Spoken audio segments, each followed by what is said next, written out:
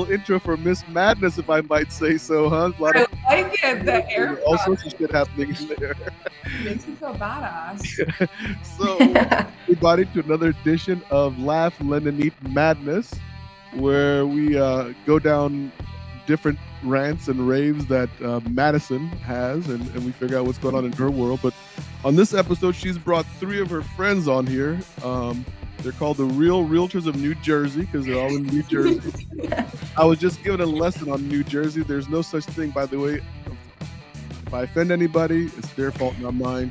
But there is no central New Jersey, I just found out. So sorry, people who live in the middle of New Jersey. You got to pick north or south, right? North or south, that's it. East or west? East, is there like an Eastern Jersey? Not that I know of. No. Not that we're aware of. Like Western Jersey is like Pennsylvania, right? That's the way it works. Well, west of here is Pennsylvania. Yeah, that's just Pennsylvania. Leave them out there. Kind of a coincidence that happened that way, right? Okay. Now you guys like Wawa's up there in Jersey, right? Wawa's a big South thing. Jersey. South Jersey. We have a lot of Wawas in South Jersey. Yeah. We have a few here in Virginia now, by the way, just FYI. So let's figure out who everybody is. I'm going to try to do this. We got Christine Hassan sitting next to our Madness. We have Darcy Reynolds from North New Jersey. Did I got that right, Darcy? Yes, you did. And then we got Gina Scadella from South Jersey. How you doing, guys? Good. How are you? So listen, thank you all for taking the time to come on the show. Sometimes I know that your time is valuable, and so I really do appreciate you guys coming on here.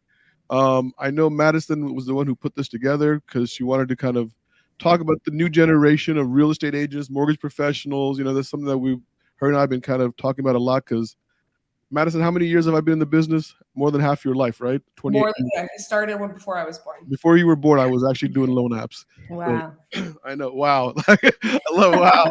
But that attitude, I'll keep doing after you're gone too, okay?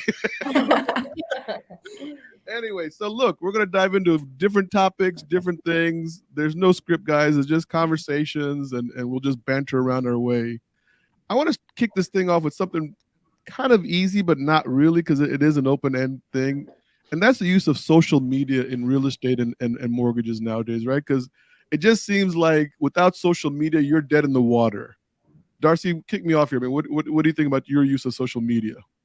I mean, I think the best way to segue into this is that's how I met Madison. It was through Instagram. And it's funny, what I love about social, it's a connector, you know? So where me and Madison connected, although we're both in the real estate industry, it actually wasn't real estate. It was our love for, you know, the North Jersey way, leopard print. Leopard prints. Is that what got it? Is there leopard really brought us together here. I was posting leopard. She was posting leopard. And I'm like, oh my God, I love your top. She's like, oh my God, your bag. Where is this? And then we were like, wait, what's up? We should go grab coffee. Yeah. And we met for coffee. And like she said, it's just the connector, in my opinion. Yeah. Gina, where are you with social media? I mean, how often, are you using social for your business, or is it more personal, or to get leopard? I definitely am using social media for my business. I actually just started connecting with a social media marketer, and I definitely see a difference. You know, nowadays, our generation, everything's based off social media. So for the older generation of agents, you know, they see a change in us taking over because we're able to adapt to social media, which is, you know, the new platform to get leads, get new clients, make connections. I met Madison also through Instagram. You know, we had a similar connection. She commented on something of mine. I recently lost my dad, and we connected because she experienced the same thing. So ever since then, it's like you grow to connect to somebody through social media. So social media is everything in today's world. Okay. Christine, I mean, and I hate to say this because I feel like such an old guy, right? So I'm just going to, let's just kick this shit off now. Right? Because I mean, the reality is most of the younger generation, including my daughter and my son who are in their mid-20s, right, left Facebook a while ago because the parents came on board Facebook, right? And we took over. Yeah. You guys, I mean, I've heard both Darcy and now Gina say Instagram. Is Facebook something that you don't really migrate to anymore, or are you still utilizing Facebook, or is it more Instagram, TikTok? So I run a business page through my Instagram, which is connected to Facebook. So whatever I post, whether it's a post or a story, or even if it's a reel, it'll post to Facebook from Instagram. So my main platform is Instagram. But there are instances where I post on Facebook because it depends on whose attention I'm trying to get. So if I'm looking to market to like the 55 plus community, which I've been focusing on a lot, because I'm noticing a lot of the older folks want to move down south, then I would go on Facebook and I would run an ad through Facebook because they're not really on Instagram. So I wouldn't, shun Facebook, but I definitely use both. So Madison does some fun stuff on Facebook or Reels, I guess, right? You do those. yeah. And TikTok. But I've noticed something now, Madison, is like you've gotten really good. Like in the beginning, I could see there was a little bit of drag, you know what I mean? And then it's like, so I got to ask, guys, I mean, do you guys practice this stuff or is it just like one shot and you do it? And I mean, walk me through this evolution, Madison. We did a TikTok together. So actually, like you said, I kind of started off where I'm like, okay, well, I know that people are doing this. I don't want to come on here and be like, hey guys, today we're going to talk about Instagram and mortgage rates. So I kind of switched it and I was like, how can I make this entertaining? And our generation is big into Instagram and video and reel, like all these other little, whatever you can grab someone's attention, it's no longer a picture. You need to grab their attention for a few seconds. So I'm like, okay, well, I can do that.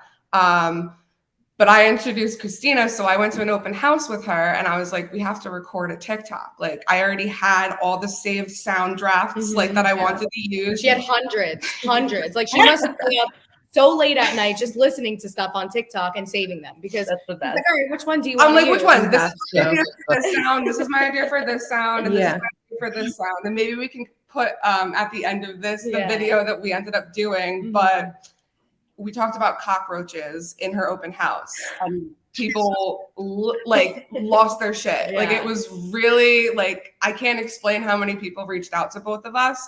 And it was how long? We took 3 tries and we were like, all right, screw it, post it. A little more than that because I'm like, well, she took more. And I was like, Christina, it doesn't matter. That's how I am. That's not the point. Me too.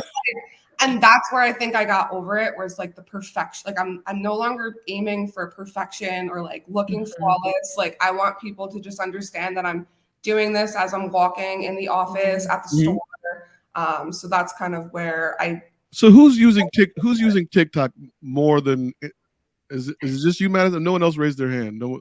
So Madison is killing the game, I will say. Yeah, I have a lot of video reluctance because it's not natural for me to get on and record myself talking. Like I'm fine in person. That's always been my bread and butter. But to really get my face out there on screen has really been a challenge for me. And I think I want to freak out a little bit, Darcy. I don't want to freak out a little bit, but you understand you're being recorded right now. I know. No, it's so funny though, because this is conversational to me. This is great, where I agree. When something's more stuffy and thick, like I don't know, it's been a hard hump for me to kind of overcome. But I think, Madison, you've noticed, like I've been putting my face on my story a little bit more. Yeah, well, I was gonna say, so I feel like Gina definitely can tell that like you've upped your marketing game because you're just putting things out there constantly. Darcy, it's like the car ride. Like I feel like I'm literally sitting in the passenger seat of your car every day because she takes us through each and every place that she goes to, each and every show. I'm like, holy crap, I love the wallpaper in that house. Yeah, that one was funky, right? We're talking. And then Christina is really good at like advertising and putting things out there before it hits the market. So I feel like you're like 50-50 where she doesn't just capture referral business in terms of like, mortgage lenders, other realtors. Like she's really capturing the audience of clients and she's giving the descriptions and, she gets big into video and pictures. I'm trying to start videos and reels, but it is awkward at first. I mean, it's like you're recording yourself and you're like, oh God, I don't like this one. I got to do it again. Like I see myself, I'm doing it for like an hour, but once I start, I feel a little more comfortable now because it does take time. Because at first you're like, this is awkward. Like, you never recorded yourself and you don't like hearing yourself on video. At least I hate hearing your voice. It's like, oh God, what's going on? But it is a good way to get out there doing reels because everybody rather hear something than read a paragraph because, that's no one likes to read. So Gina, walk me through this. Like when you're, I don't know. I mean, are we listing agents, buyer agents? I mean, is it a combination of whatever comes your way? So I mean, So it's definitely, yeah, it's definitely a combination of both. I have more listings than buyers, but I also get my buyers from obviously my listings. I have open house and I'll get, buyer leads from that and a referral base. So I work with both, but mostly it's listings. And then obviously I get my leads from my listings, which helps a lot because as we know, listings, is the name of the game. You want to have a listing. So I'm grateful to have more listings than buyers. So I mean, with videos, are you doing videos of the houses and like Madison was saying about the wallpaper? And I mean, is that something that Darcy's the wallpaper. Darcy's the wallpaper. Gina has been really good at publicizing and advertising. Like, hey, this is what I have going on. Come take a walk through with me. And Darcy's more of like I would say Gina's is more the professional style, and Darcy is more of like, guys, hop in the front seat with me. Let's go for a ride. Okay. So I'm like, that's what I picked up on both of their styles, and they're both working for them. And that's what I think is so cool is that you can really own social media as your own. I think that's the positive social media. There's no right way to do it, by the way. Yeah, exactly. It's the funniest thing. That's what's great about it. You got to find your style, you know? I was at a summit last year and the topic was social media, right? And I was a part of one of the panelists. I was telling somebody, I said, you got a 50-year-old guy teaching 30-year-olds how to do social media? That's a problem. That's how I felt when I went to college for marketing. I was sitting in these classes reading the textbook definition of Instagram. Yeah. You can't teach that. You gotta do it. So Christina, what's your style on social media? I mean, we got like, I guess Darcy's doing more of a let's take a ride. Gina's doing, hey, No,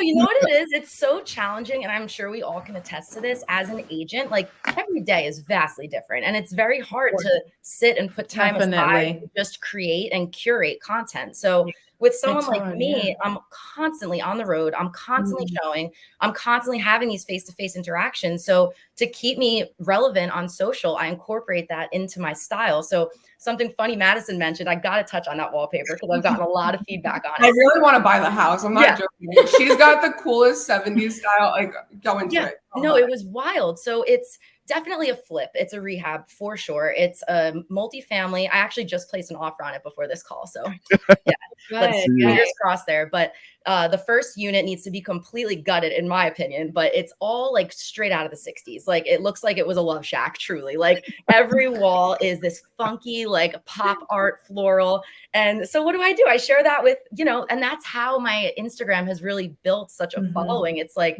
people want to see houses. If you like houses and you're into real estate, like it's exciting. And I teach while I do it as well, because I'm all about like using it as an educational platform. So I'll share something like that floral wallpaper, for instance, like following that. It's like, I want people to know this is a style trend from the 60s. So as a realtor, when you walk into a property and see these styles, this has not been touched since the 60s. What does that tell you about what's behind the wall? What does that tell you about the utilities, So it is important to kind of take that approach. Kind of scared to look behind a wall in North New Jersey. You never know what you could find. That's true. I mean, you peel back some, I'm just saying, right? Anyway, Christina, what is your style? I mean, we got Darcy, we got Gina. I'm trying to figure out what your style is on social media. Do you do videos? Do you do postings? Do you do memes? I do a lot. I do memes. I do videos. I do regular posts. I fortunately was able to be a part of a real estate firm, very early on into my teenage years. I have family in the business. So for me, I saw the way social media marketing changed during the past 10 years. I've been in real estate since I was 15. I didn't have a license, obviously.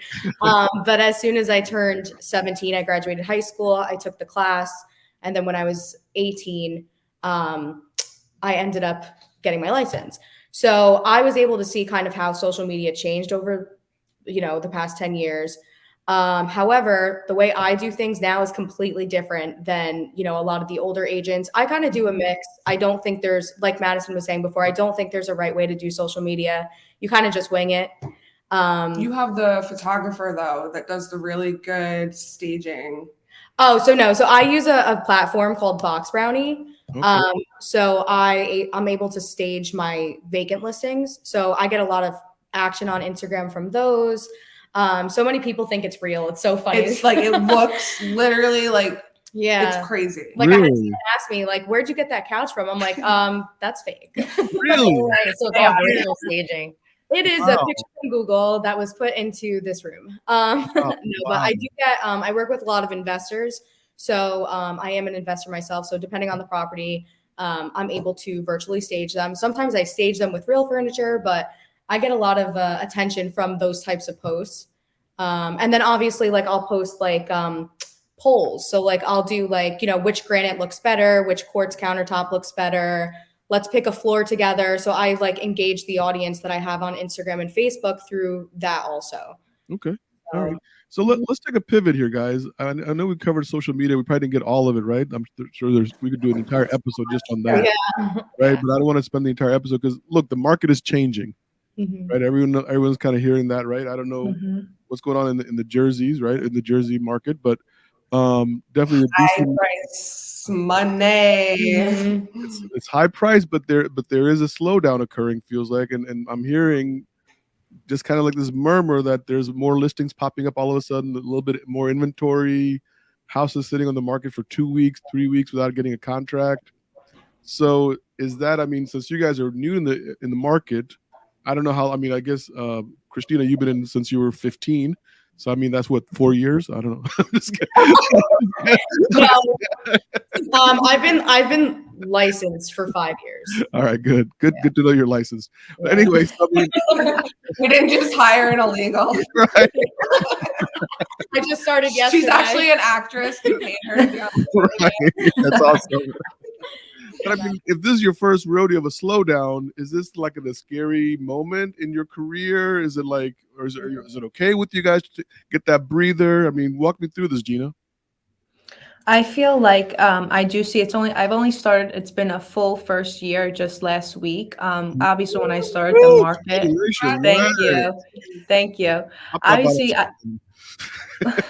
yeah, when I started, the market was insane. Like I had a listing in August and it was gone in 24 hours. So I've definitely seen a shift lately. Actually, for example, one of my deals fell through because I'm hearing a lot of mortgage rates are going up, that's too high for us now. We can't afford it. It falls through and then it sits on the market now because people assume if something comes back on the market, something's, extremely wrong with it, which isn't the case. A lot of deals are falling through, at least from my perspective, and what I hear is because mortgage rates going up and, there's more inventory, so there's more options. People aren't hopping on the one and, saying, I got to get it right now. I see that a lot. I feel it is shifting and leveling off, in my opinion. Darcy, what about North Jersey? I mean, what are you guys seeing? I'll be honest, I feel like I'm still insanely busy. I mean, like, take me back to the past summer.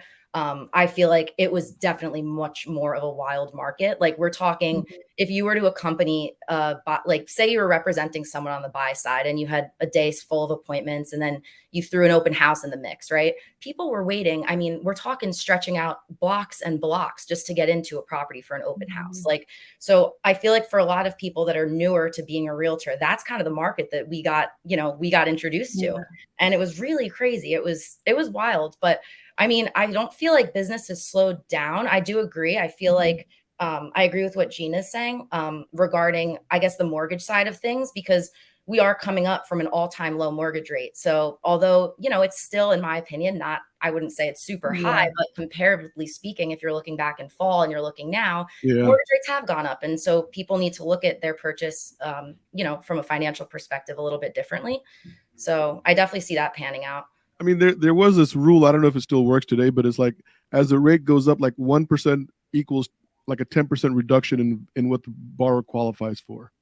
So in other words, round numbers, if they qualified for $100,000, they should not be looking for $90,000 if it goes up 1%. So we're actually up almost 2% since I think December or January. And so I know a lot of the guys that work for me. I mean, Madison, you can probably attest to this. I mean, people that you pre-qualified in January or February, you know what I mean? Also, they don't qualify today, right? Well, so here's the thing. I think there's a lot of ways to restructure. High interest rates don't scare me. It's the combination of, we're in Jersey, taxes are high, especially when you're not in, North Jersey or South Jersey. Like, there's high attraction for those areas.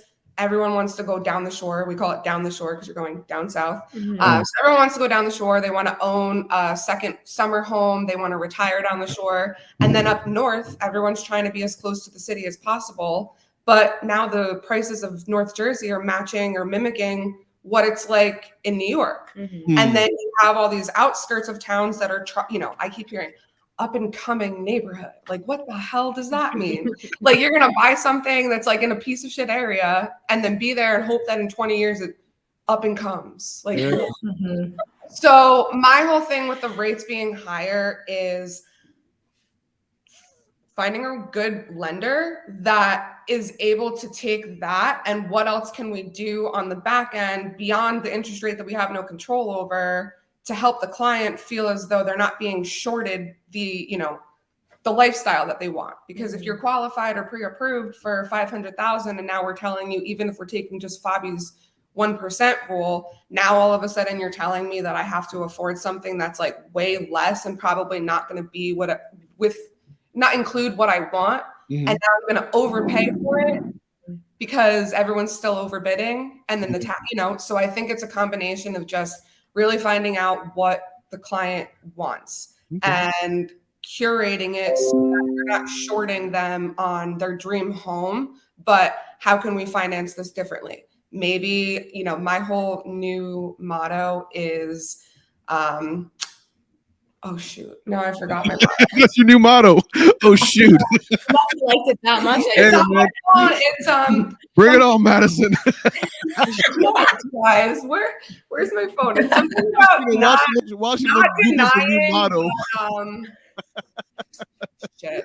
I don't know. Forget it. It'll come to you. Forget about it. Forget about it.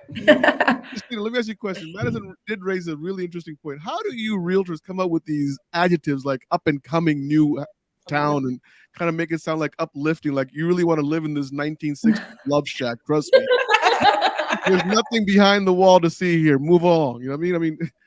Where do you got? Somebody does that for you, or do you actually think of that yourself? That is hilarious. Did you ask me or Gina? Yeah, it's not Christina. That's you, baby. Okay. I'm gonna be honest, guys. I don't do my own listing description. Here we go. It's finally revealed. There are times where I do my listing descriptions, but you have to be so careful nowadays, and I'm sure like every realtor can agree to this. You can't say certain things. So we can't say like master suite anymore. We can't say mother-in-law, not mother-in-law, mother-daughter. Mother-in-law. I don't have but mother-in-law suite anymore? You can't say in-law. Like there's so many things you can't say anymore. So I just love letters too. Really? Yeah. No, mother-daughter. It's mother-daughter. You can't say mother-daughter. You still say like a Jack and Jill bathroom or no? I'm not sure about that one, but there's so many things you can't say anymore, so I just don't even bother writing my own stuff. So do you pay a service to do this, like the guy who writes Hallmark cards or something? I pay a service. Wow. See, Madison, you uncovered something here today. See, I've always wondered about this. I got my slogan. Delayed but not denied. All right.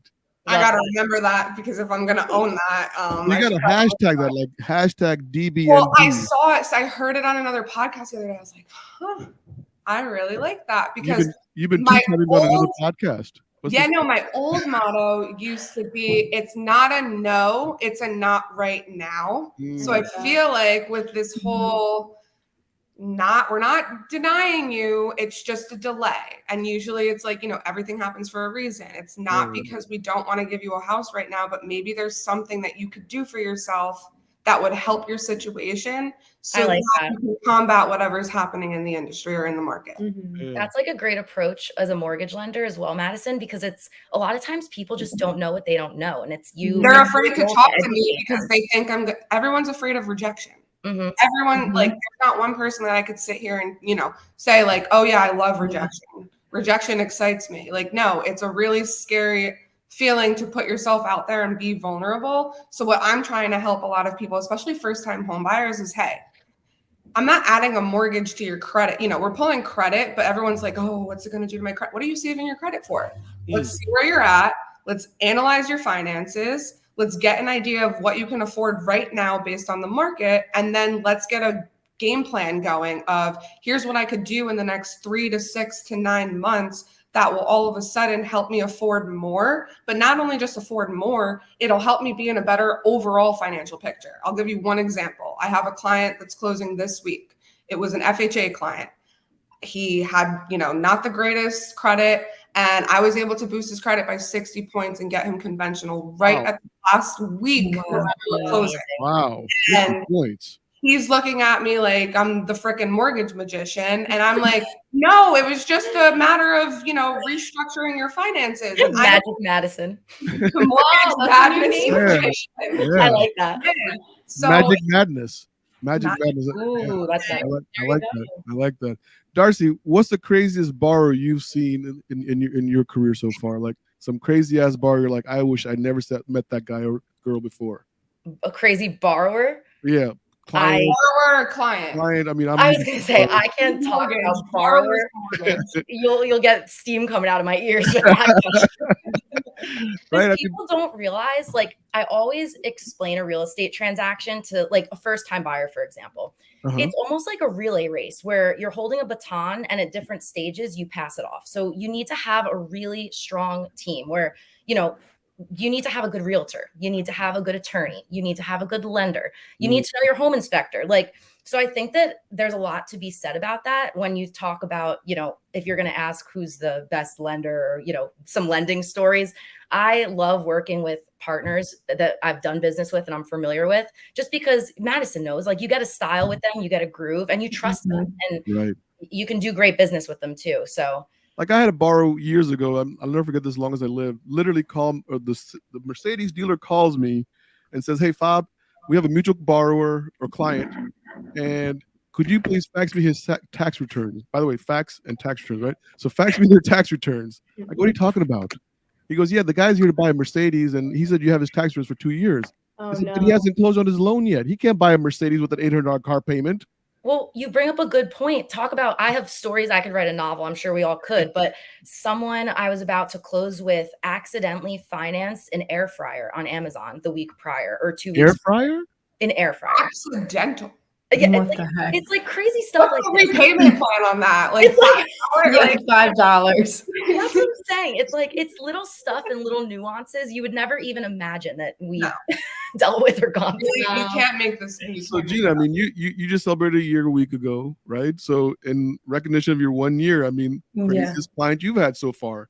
I mean, you gotta have a pretty fresh. You don't got a name drop or anything. No name dropping, no locations that where you drop. Okay, my craziest client. I've definitely, it was a buyer. We all know buyers could have you running around and then all of a sudden go MIA on you. Oh, wow. And I would say I showed these people over 100 homes, and now they have went MIA. So that's definitely, it was a loss either way if we did get something. But like you said, our time is really valuable, and 100 homes shown was a waste. Not a, you know, it is valuable because we don't get paid until we close something. Wow. So those times I was showing, I could have been marketing, making video, getting other leads. So it's a loss, you know. So that was like the craziest client so far, and it gets frustrating. A lot of people don't realize that, you know, you don't get paid until you close something.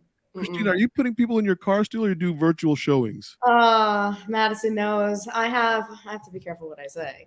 I have a lot of people. We all do. I've been seeing a lot of people around in my car, believe it or not. She got a nice car. I have a lot of clients from the city. I was just telling Madison, I'm booked out every single weekend until the end of July with out-of-state clients. So obviously they don't have a car. So, you know, I provide them transportation. So it's either I drive them, or if it's a large family, I'll get them a car service. I don't usually. I'm sorry, what? You'll get them a car service? Yeah. So like I just did that like a month or two ago. We're actually under contract now. So they'll be closing hopefully next week. We've had some appraisal issues. Love those. Which I haven't had an appraisal issue in like 3 or 4 years, which is crazy, but it's my buyer. It's not my listing, which is nuts because I thought it was priced correctly. But appraiser said otherwise. So, it actually under appraised by like 60,000. Okay. Wow. So that just goes to show, and it really depends on the town. But yeah I'm still taking people in my car, and this was the one couple.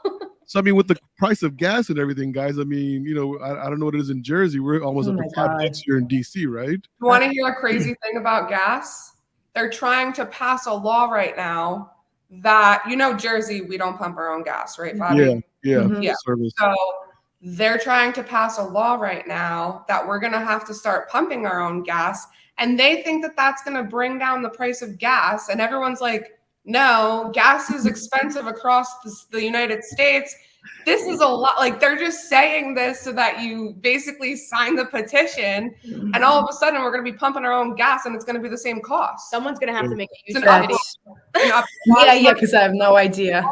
Jersey will forever. I don't want to ever pump my gas. I don't want to pump my gas. Wow. So that's how a would big that thing. help the prices? Like, There would definitely be a learning curve there for a lot of people. Yeah. 100%. And I was like, no.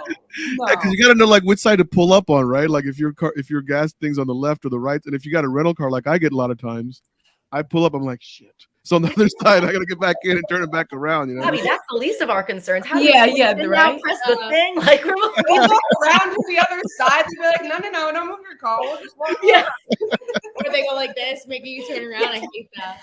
So Gina, I mean, if you're driving a bunch of like you showed 100 houses. I mean, that's over. I would say like a 6-month period. So it wasn't like in 1 month, but still, they were driving their own car, and I was using my car, but. Thank God the gas prices about 6 months ago were a little less than it is right now, because when I can't even, you know, with real estate, you're driving all over the place. You could be 30 minutes away like yesterday, and then you have to go back there again today, and you can't tell your client, no, sorry, that's our job. So we have to go down there, go back and forth. And unfortunately, gas prices, I always say I'm going to start riding a bicycle. I've heard that too. People are like, that's it. Let's start riding a bicycle. Has anybody seen the movie Napoleon Dynamite? Anybody seen Napoleon? I love Napoleon Dynamite, where he's pulling his buddy on the roller skates with the bicycle. That's what I see realtors do with their clients. Like, here's some skates, hang on to the rope. Yeah, I saw that meme. I saw it. Yeah. I think someone made that. So I love that.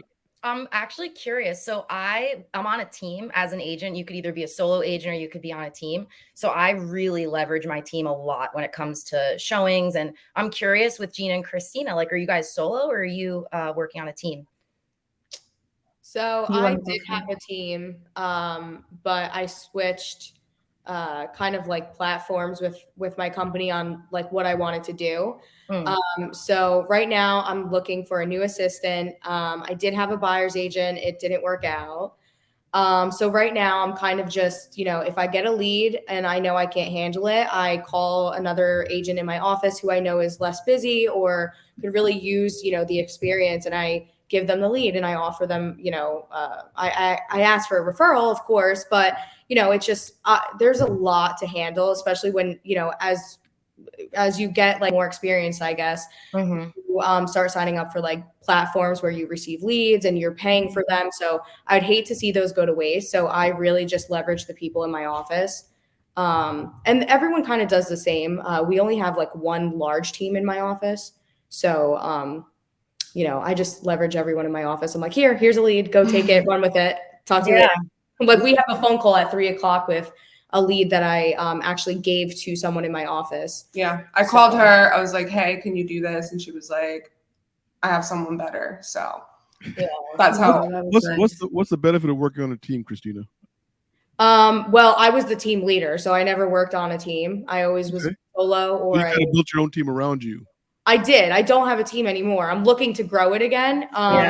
But the benefit for someone who's like at the top of the pyramid in a team is you kind of have people helping you out. So it's like, you know, one mouth feeds the other. Like everyone's benefiting from this one client, you know, hey, you go open the store for me, you know, do the inspections, I'll handle the paperwork and we'll split it.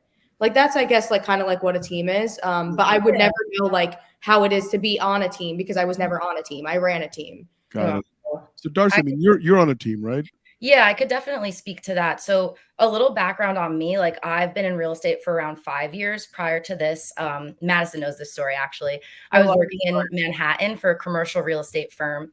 And then as we're all aware during COVID, commercial real estate took a bit of a hit and they did a mass layoff. I was included in that number, which at the time really, really did a number on me.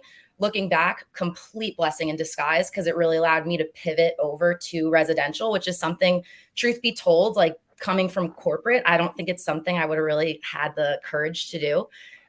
So when I started, I really had to learn everything from scratch, and I could not imagine. I give people so much credit for starting in this industry and being like a solo agent starting. I knew I needed a team. I needed the team to help with lead gen. I needed it to help build testimonials, build credibility in the industry.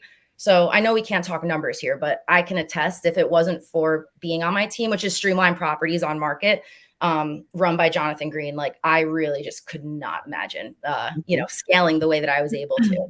So if you're not on a team, I mean, I think it's important to at least have that idea that to really build wealth, you have to leverage either systems or other people to get there, Gina, I don't want to leave you out of this conversation. I mean, team, solo, you're driving 100 miles. I mean, Yeah, I'm driving more than 100 miles, but I am solo. I started off, I only started off when I was 19. So it definitely was like, what's the next step? After you pass your exam, you're like, okay, what's next? So I decided I didn't want to go in a team only because I feel like you can't get your name out there as much as you can when you're solo. So I really was, big on marketing myself. So that's the reason why I did go solo, but I did have a mentor. She took me under her wing, showed me the ropes in the beginning. And then I grew up my whole life in Toms River. So I have a lot of connections here. So I've made a great referral. I'm really blessed to have people who pass my name along, a well-known contractor, an attorney. So I've definitely been lucky with getting leads like that as well. So which is why I don't have to, go to a team, have a, my cup be a little smaller. So right now I hope to have a team one day because, I'm at the point where I might need to hire an assistant because I'm overwhelmed with work, but I love it. So I really do like being on my own right now. Yeah, I mean, there's pros and cons on both sides, right? I mean, there's you got to find what works for you. Once again, kind of going back to social media, you know what I mean? You got to find what fits your personality. Do you fit in a team mode? Do you work better in a solo mode? Are you better as the team lead?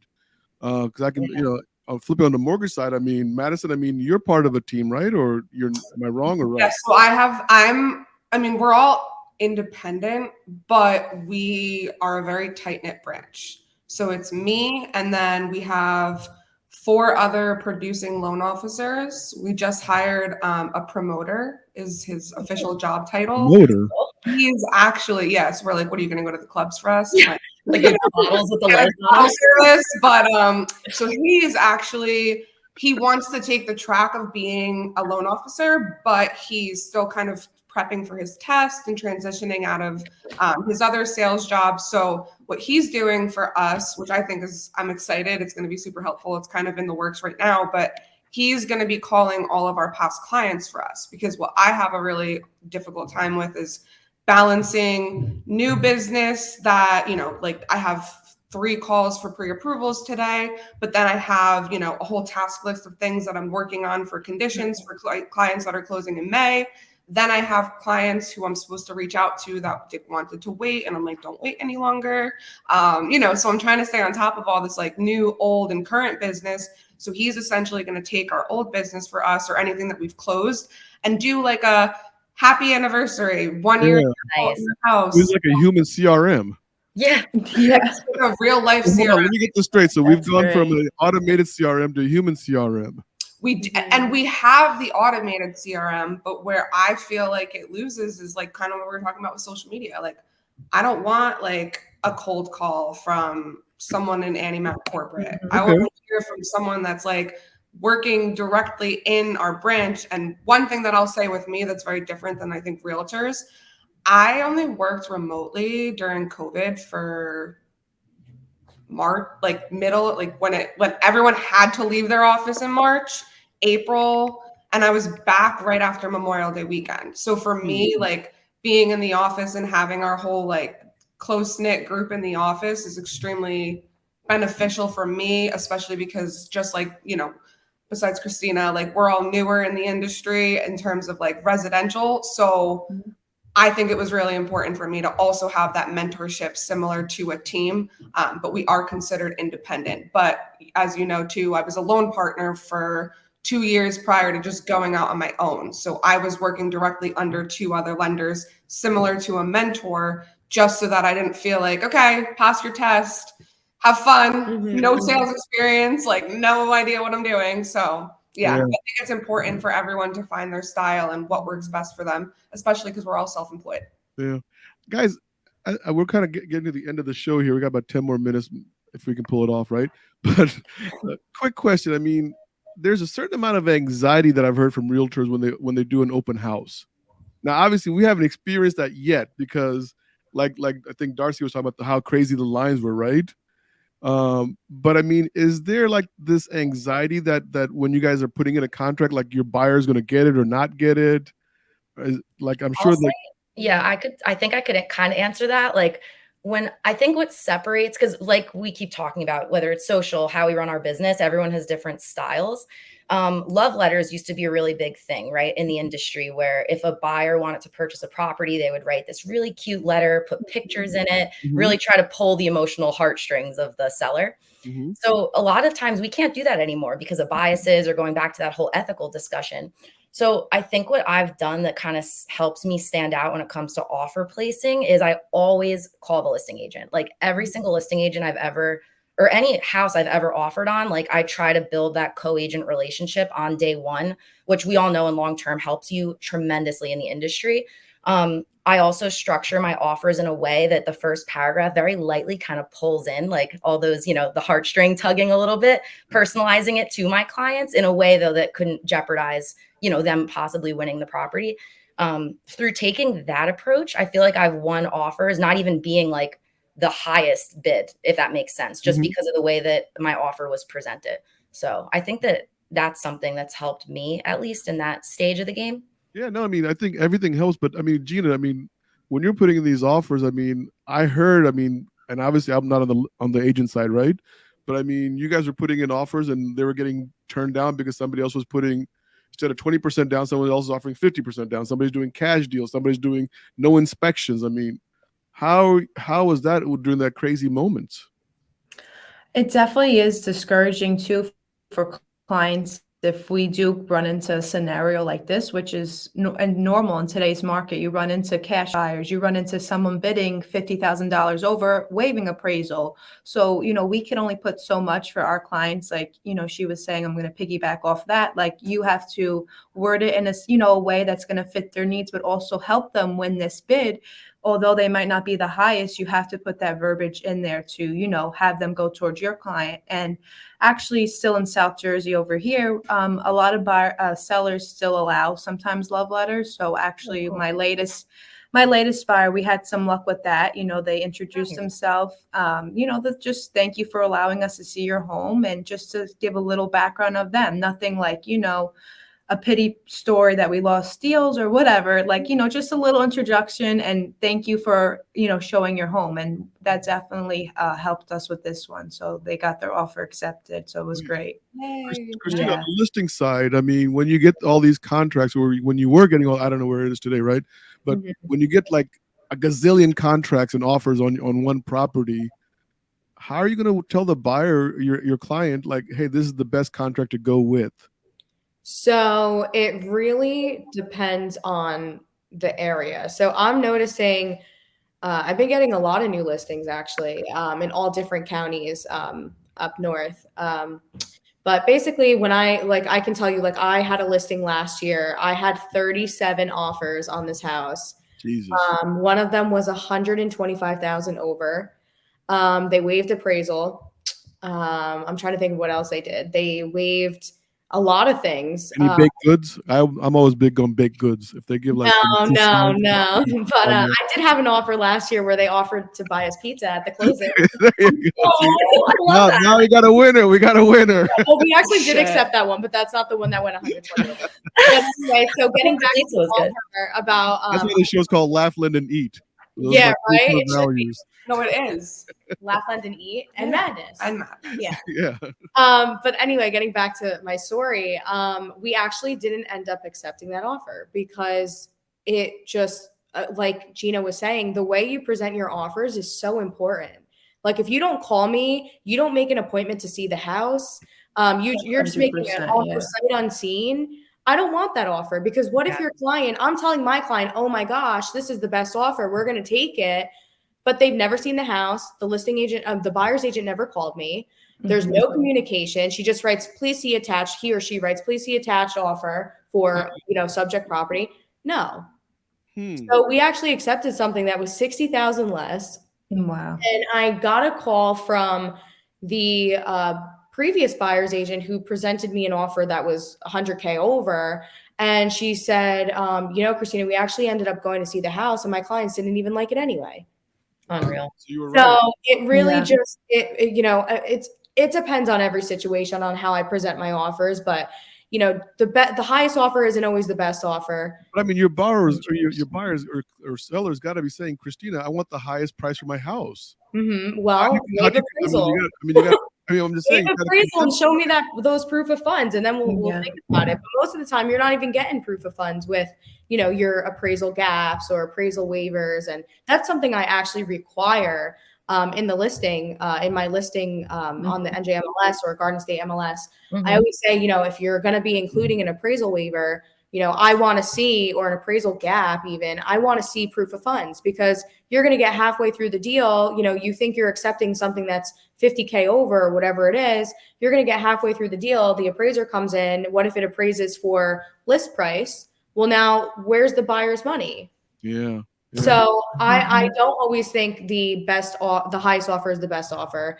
And I definitely agree. In a situation that, they do provide everything, I'm definitely calling that agent if they haven't called me, and I want to know a little bit about their client. Are they in a rush? What's their situation? It depends on the house. It depends on the deal. Depends on the purchase price too.